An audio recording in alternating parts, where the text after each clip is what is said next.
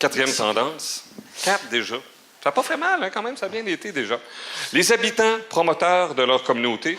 Jean-Luc? Oui, c'est une bonne nouvelle pour les organismes de gestion de destination qui, depuis des années, sont tout seuls à faire la promotion de leur territoire ou de leur communauté. Mais aujourd'hui, ils peuvent vraiment s'appuyer, ils pourront de plus en plus s'appuyer sur les habitants comme promoteurs.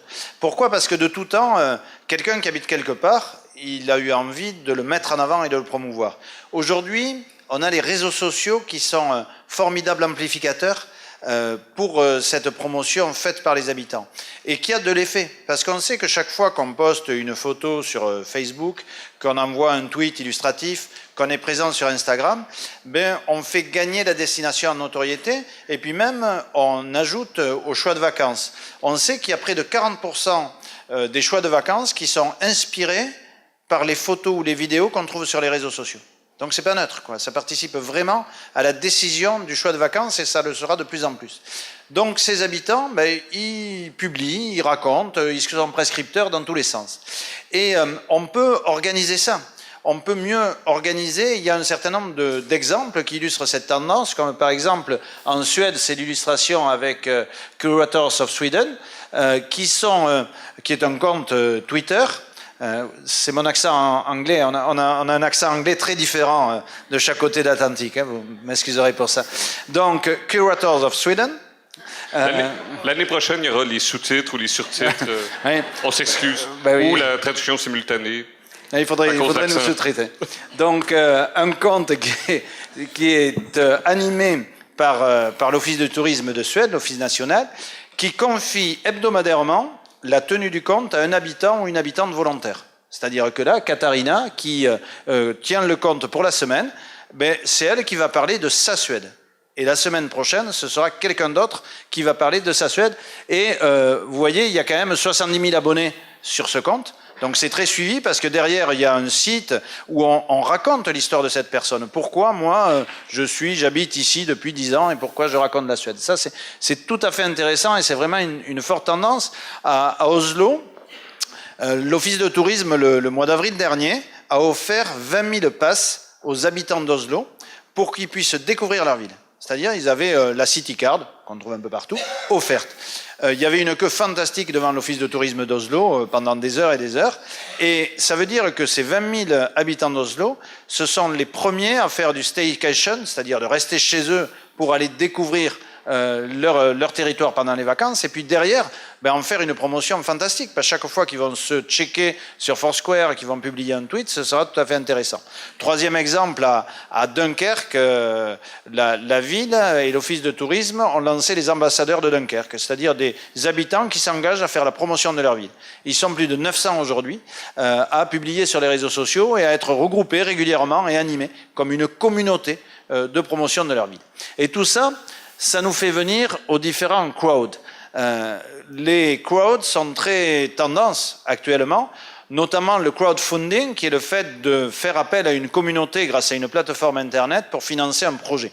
On sait que les projets, notamment technologiques, recourent très fréquemment à ce type de financement et que ça fonctionne bien.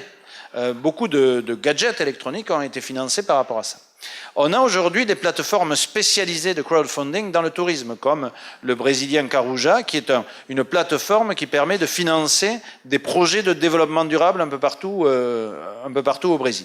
Et donc on peut imaginer que des projets locaux de développement touristique pourront être financés par d'autres habitants ou certains touristes. Parce que si je vais financer une réalisation de tourisme durable au Brésil, dans les plateformes de crowdfunding, il y a des récompenses, c'est-à-dire si je donne, j'ai quelque chose en échange. Mais là, la première récompense, c'est de venir passer une semaine dans l'hébergement écolo que j'aurais financé. Donc je deviens aussi un touriste potentiel. Donc là, ça veut dire déjà, les habitants et la communauté parlent aux offreurs. Le crowdsourcing, c'est le fait de faire appel à une communauté pour qu'elle enrichisse une idée.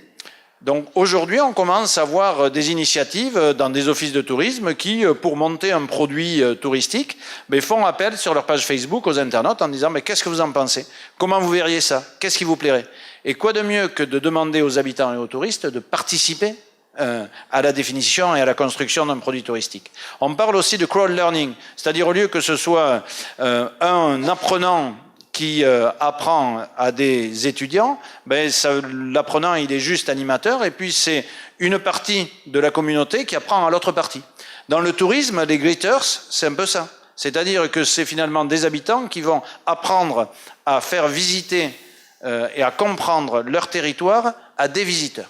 Et donc, si on ajoute toutes ces tendances, le crowdfunding, le crowdsourcing, le crowdlearning, on peut arriver à un crowdtourisme où on aura finalement un tourisme qui sera fait par des habitants, par des communautés, pour les visiteurs. Et donc, où il y aura beaucoup plus d'interaction entre le membre de la communauté et celui qui vient le visiter. Et finalement, l'organisme de gestion de destination, l'entreprise touristique sera plus dans la médiation et dans l'organisation de cette rencontre. Et donc, il ne faut pas, pour moi, mésestimer le poids très important des habitants dans la promotion de leur communauté. Exactement. Et cette idée-là de communauté, de territoire, de région touristique, de ville dans laquelle on travaille, ça amène cette réflexion-là, cette tendance-là de dire notre rapport, ce que tu appelles la médiation, ce rapport de l'intermédiaire qui est celui qui était le propriétaire, le Tourisme Montréal par exemple, qui aurait été le propriétaire de la totalité de l'information dite touristique sur la destination, où manger, ou dormir, ou aller se reposer, ou aller faire des loisirs. Encore une fois, il était le propriétaire, il était l'intermédiaire qui recevait, qui allait chercher une certaine forme d'information, bien souvent même par une logique de membership, de gens qui donnaient une contribution, qui envoyaient une fiche descriptive de ce qu'ils étaient et qu'on catégorisait. Essentiellement, ce modèle-là, on pourrait dire pas tirer à sa fin, mais est sérieusement remis en question par cette approche de la communauté en disant on ne peut pas penser qu'un unique intermédiaire est le seul possesseur de l'information pertinente pour le visiteur. Donc, cette intermédiation-là est en train de disparaître d'un côté. L'autre élément qui est très important, le deuxième volet de ce marketing de communauté, un marketing territorial à la rigueur, c'est de dire nos visiteurs, ils changent. Nos visiteurs ont de nouvelles aspirations, des nouvelles pratiques sociales dans leur vie avant même d'être des touristes, qui aura un impact. Vous voyez, ici, on fait une conférence. J'ai demandé à ma gentille collègue d'aller chercher de l'eau. J'ai dit une hérésie. J'ai dit, veux-tu aller chercher des bouteilles d'eau pour les gens? Il est revenu en disant, ben ici, il n'y a pas de bouteilles d'eau, il y a donc des tasses dans lesquelles... Et c'est une bonne pratique. On est content de l'avoir. Vous savez, en tourisme, particulièrement en tourisme d'affaires, le principal moteur qui a fait en sorte qu'on s'est intéressé au tourisme durable, aux aspects durables ou plus responsables du tourisme, a été beaucoup dans le milieu associatif, dans le milieu des congrès, où la demande pour le tourisme vert était très importante. À tel point que les associations disaient, nous n'irons pas à tel endroit, dans telle destination, dans tel centre de congrès ou dans tel hôtel, si on n'a pas un minimum de pratique. Et je me rappelle l'avoir annoncé. Ça doit faire 2 ou 3 ans, je faisais des conférences en disant... Tout autant, on ne parle pas d'eau chaude dans un hôtel en disant « Venez chez nous, il y a de l'eau chaude parce qu'on le prend pour acquis ». Tout autant, maintenant, les pratiques vertes et durables, on ne s'en vante plus. C'est un strict minimum, c'est le standard minimum. Ce qu'on s'aperçoit pour 2014, et qui est intimement lié à cette montée en puissance de l'intérêt pour la communauté et pour le local, c'est cette exigence-là que certains prestataires, certains meneurs d'enjeux commencent à exiger également qu'il y ait un engagement local.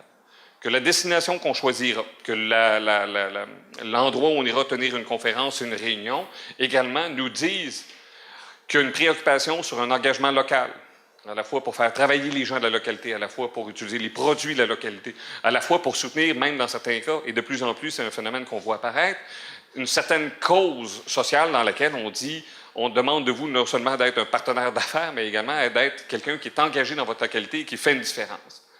Et ça, c'est une montée qu'on voit poindre. 2014 devrait voir les premiers signes.